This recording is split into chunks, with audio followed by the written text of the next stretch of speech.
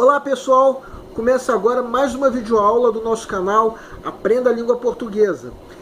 E eu começo mais uma vez agradecendo a todos vocês que estão se inscrevendo no nosso canal, a todos vocês que estão assistindo nossas videoaulas e a todos vocês principalmente que estão compartilhando nossas videoaulas com outras pessoas. Muito obrigado, vocês estão ajudando o nosso canal a ser feito. Lembro ainda que já temos uma fanpage funcionando no Facebook.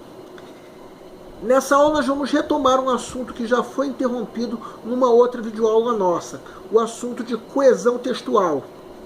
No caso nós vamos estudar a coesão sequencial ou sequenciação, e no caso nós vamos estudar uma outra modalidade de sequenciação, que é a sequenciação frástica.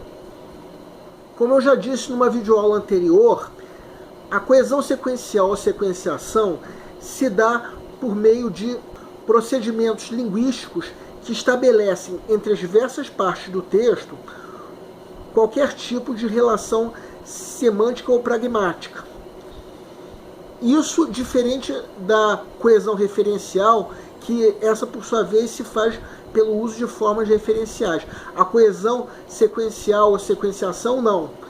Ela se faz por meio de diferentes procedimentos linguísticos, como esse que nós vamos estudar nessa videoaula. Numa aula anterior nós falamos da sequenciação parafrástica. A sequenciação parafrástica se faz pelo uso de recorrência de termos ou recorrência de tempo verbal, etc, etc. E a sequenciação frástica é aquela que ocorre sem o uso dessas recorrências. Nessa aula nós estamos começando a estudar a sequenciação frástica. Os mecanismos de sequenciação frásticas garantem a manutenção do tema proposto com estabelecimento de relações semânticas e ou pragmáticas entre as diversas partes do texto. No caso, nessa aula, nós vamos estudar o primeiro procedimento de sequenciação frástica, que é a manutenção temática. A manutenção de um tema se dá, em parte, pelo uso de termos pertencentes ao mesmo campo lexical. Segue um quadro. O término do namoro provocou uma tristeza no semblante de Paula. Remédios foram tomados para evitar que a depressão levasse ao desânimo total. Primeiramente, reparem como os verbos destacados nas orações principais encontram-se no tempo pretérito perfeito, o que garante a sequenciação parafrástica. Entretanto, essa sequenciação parafrástica não ocorre isoladamente. Os termos destacados agora pertencem ao mesmo campo lexical, o que promove uma continuidade de sentido no texto, fazendo com que um esquema cognitivo seja ativado na memória do leitor ou ouvinte. Isso, por sua vez, faz com que haja um avanço na perspectiva sobre o que virá em sequência no texto.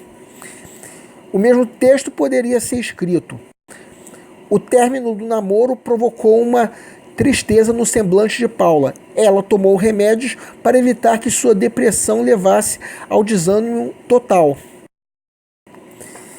Reparem como nessa segunda versão nós usamos pronomes que são os que estão destacados, e isso promove uma coesão referencial de que já falamos em uma aula anterior. Entretanto, não seria preciso usar a coesão referencial para garantir o sentido. Simplesmente poderíamos suprimir esses pronomes e escrevermos o texto na primeira versão. Afinal de contas, o uso de termos pertencentes ao mesmo campo lexical não deixam dúvidas nem de quem tomou os remédios, nem de quem tinha depressão. Nessa aula nós demos continuidade ao assunto de coesão textual, introduzindo o tema da sequenciação frástica ou coesão sequencial frástica. O assunto de coesão textual será interrompido durante algumas aulas. Na próxima aula vamos continuar o assunto de literatura e vamos continuar falando ainda sobre os primeiros registros da língua portuguesa. Nela nós vamos falar sobre o humanismo, que ocorreu mais ou menos num período de transição entre o feudalismo e o renascimento cultural. No caso, ainda não sabemos se vamos usar uma única aula para falar sobre o humanismo. Mas, de qualquer maneira, Obrigado e aguardem a próxima aula.